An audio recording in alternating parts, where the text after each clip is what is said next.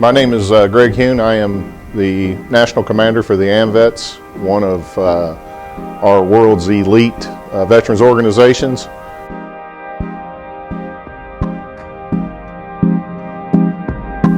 Navy veteran. Went in, my service career was from '84 to '91. Made a few deployments to the Mediterranean and a banana boat cruise to some of our southern neighbors. I was an aviation structural mechanic, A school trained and qualified. I was 2 airframes units, A6s and S3s, to which they are retired at this point. 2 of the aircraft carriers, the the Forrestal and the Coral Sea, are retired, and the Eisenhower, which I served on as well, is still in service. The AMVETS is a organization of veterans serving veterans since 1944, and it is my honor to be elected the commander as of 2021 and 2022 to continue that service and to bring this organization to the forefront of what we do and how we come about doing it.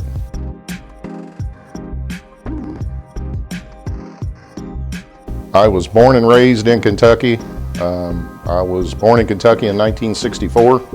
The only time I have been away from Kentucky is my time in the service, and I promptly returned after my service was over. Kentucky is my home state. It's where I've lived, where my family lives, and where my kids are grown to be men and young lady.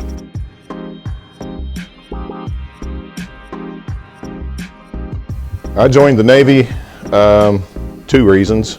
I have a great respect for my country and a career change. I was a chef and a restaurant manager for many years, and the time that was required to maintain a customer service industry consumed way too much of my life, that it didn't allow me to have the time to spend with my family. So I decided it was time for a career change, and it being in the mid-'80s, 1984, there just wasn't a whole lot of jobs available at that time. When I went and looked at the different branches of the service, the Navy was the fit that I wanted. I like to eat. The Army and the Marine Corps talked about MREs, and I'm not down with an MRE. So it was the beginning institution of a joined recruiting office. And I do believe, and I may be wrong, but I think it was the first year that they had the Army, the Navy, the Air Force, and the Marines all housed under one recruiting building. So when I walked in, the Army was the first, and I sat down and talked to them, and the Marine Corps desk was right behind him, and he kind of chuckled a little bit. He said, "Tell him what you really eat." And so we got into the MRE discussion. So I progressed over to the Marine Corps desk, and I sat there and talked to him, and the Navy was sitting behind him, and I'm not gonna lie, he was a little bit of a plump guy. So I knew he had to be eating. There was no MREs involved in his life. He says, "Oh man," he goes, "don't let them guys lie to you." So I moved over to him and I sat down and talked to him, and so this should have told me something. The Air Force wasn't there. I ended up enlisted in the Navy, and when I came back, I seen the Air Force guy, and he's like, "Y'all got another one." So that's how I ended up in the Navy. But of course, I went in. I've got 3 uncles that served that are very dear and personal to me. 2 of them served in Vietnam. 1 of them served during the Vietnam era. 2 of them was in the Army. 1 of them was in the Marine Corps. So when I went in and talked to the recruiting officer, my eyes were open when I went in. As you said, I also knew the questions to ask, and I also knew what I needed to have put on a piece of paper to ensure that I had what I was promised. So when I got out of the Navy in '91, I was somewhat of a disgruntled veteran. I had bad feelings.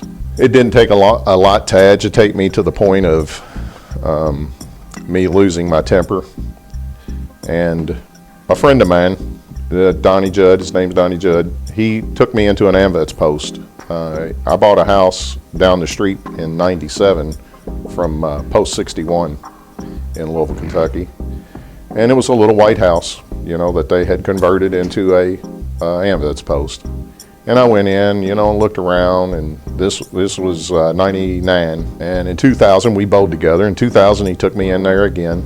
It was 10 years later, and I still wasn't comfortable telling people I was a veteran. And in 2002, I was riding by, and I pulled into the parking lot, and I went in, and there was a World War II veteran sitting at the canteen. Charlie Nectar asked me who I was and what I wanted. So I went over and talked to him. I told him I was a United States Navy veteran, and a guy sitting next to him, a good friend of mine, also Pete Morgan, who is also a naval veteran. Pete Morgan said, well, we're a veterans organization, and we're always looking to expand our horizon and get younger veterans involved with it. I filled out my application. I brought a copy of my DD 214 in, and I joined the AMVETS in 2002. So I get my AMVETS card in the mail a few weeks later, and I come back in, I ring the buzzer to get in, and the World War II veteran, Charlie Nectar, is sitting in the canteen. When I come in, I guess he didn't remember who I was, because first thing out of his mouth was, "Who are you and what do you want?" So I walked over, and proudly I'm showing him my AMVETS card. I said, "Man, I just got my card in the mail," and blah, blah, blah. And he says, "Let me tell you something, young man. This is not a bar. This is a canteen. We service veterans here. We're veterans serving veterans, and that is our goal. That is our mission." He says, "As a matter of fact," he goes, "we need to find something for you to do." The Saturday was a meeting day for the department district. He said, "You need to be here Saturday for a district meeting." He said, you need to swear in, and he says, "I think you just need to know what we're all about." So I show up at the meeting, and it happens to be election day. So they go through their elections, and they had officers fulfilling every position but one, Provost Marshal.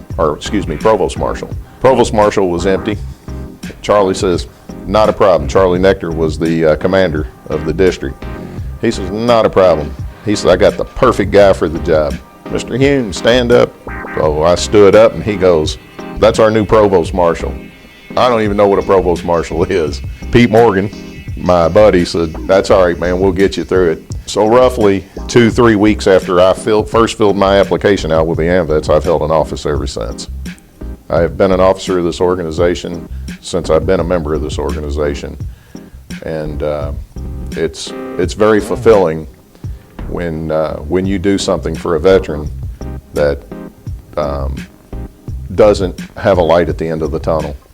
And when you are able to present them something that lifts their spirit, and it's just so rewarding.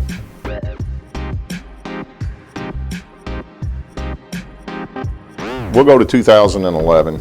I was elected post commander of AMVETS Post 61, and Jerry Hotop was just elected national commander in Louisville, Kentucky at the Galt House. And I have no idea how that man broke away and got to Post 61 to sit in the canteen with me for a few hours and talk to me. He told me that there would come a day that I would be in this seat when we were sitting in the canteen, and I'm like, I don't know who they put in control of this organization, but he obviously has no idea what he's talking about. A few months prior to that, there was a close friend of mine. He was the department commander of Kentucky, Jimmy Grizzle. And Jimmy Grizzle was always dressed to the nines. Everything was squared away. Haircut, shaved, always looked good. And when I met him and talked to him, I was like, man, I would really like to do what he's doing one day at this department level. I didn't even know what national was. So then when I met Jerry and things progressed out, I started doing deputy provost marshal jobs and just kind of sitting in the back of the room and watching what was going on, still not thinking that it was ever going to be a position I would ever be able to attain. And in 2015, I became department commander of Kentucky. So I held department commander from 2015 through 2018, at which time in 2018 I had a past national commander come up to me, Jimmy T. Smith, and tell me it was time for me to start going up the chairs through national. So I put my name in and made national third vice, and here I am today. To say this was initially my go. If it was so far seated in the back of my head I didn't know it, but it did progressively work towards it.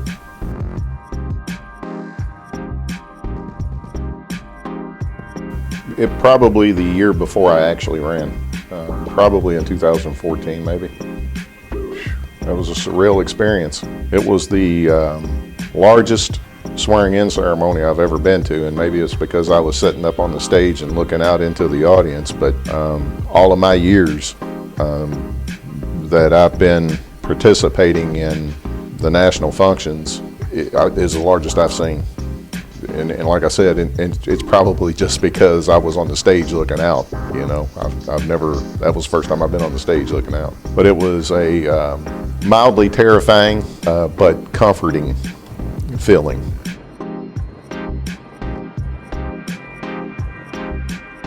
My immediate goal is to get our veterans to know who we are and what we do, because there's so many that don't know.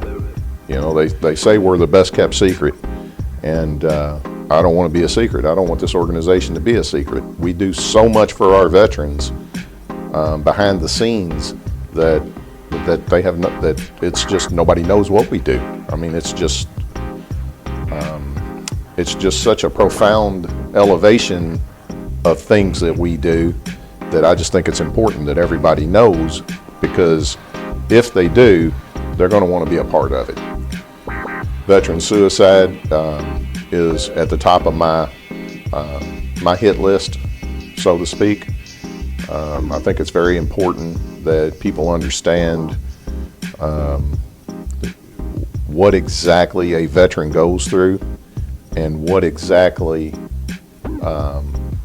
gets them into the compromising position where they think that the best thing is to just end it, which it's not. The domino effect is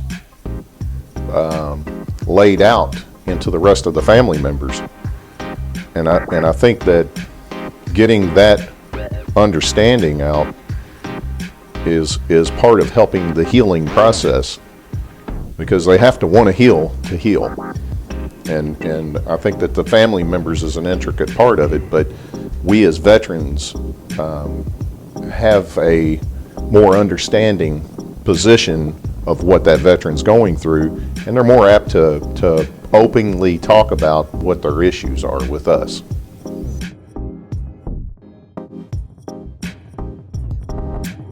It's the greatest organization in the world. It is the best VSO in the world, hands down. It's just, you know, I belong to a couple of the other VSOs, and my ambition is here. My goal is here.